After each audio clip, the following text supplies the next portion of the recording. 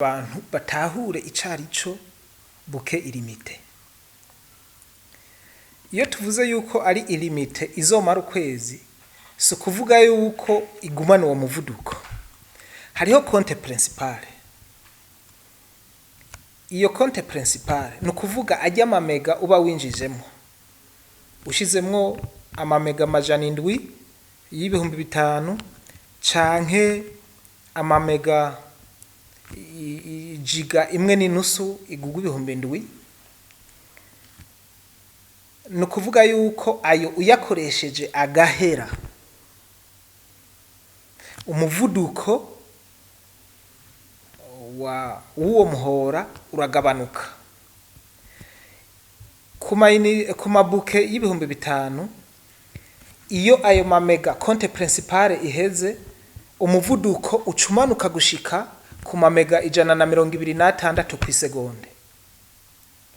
Kubagura amabuke y'ibihumbi 7,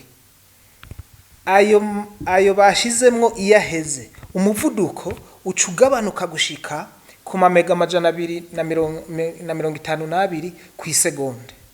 Ni ukuvuga iki?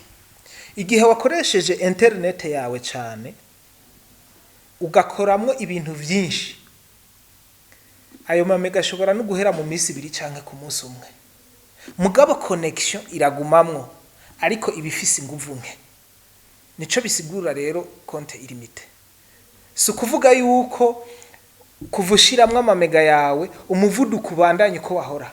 Umuvuduko uguma ari mwinshi cyane igihe ugifiseyo konte principale ya mamega washirayo, ariko aheze nababwiye urugero uwo muvuduko ucugabanukako gushika ukwezi guheze.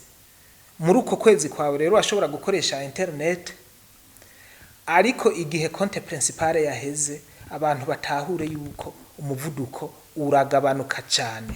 Naho rero haca haba imyidogo, abantu bakibaza yuko ishira hamwe kanaka ari ryo rifise ubuhinga buke canke ritariko ritunganiriza abanywanyi babo, ariko kandi muratahuriye yuko n'abantu bataba batahura neza ubwo buhinga bariko bakoresha mu telefone yabo ingene bukora.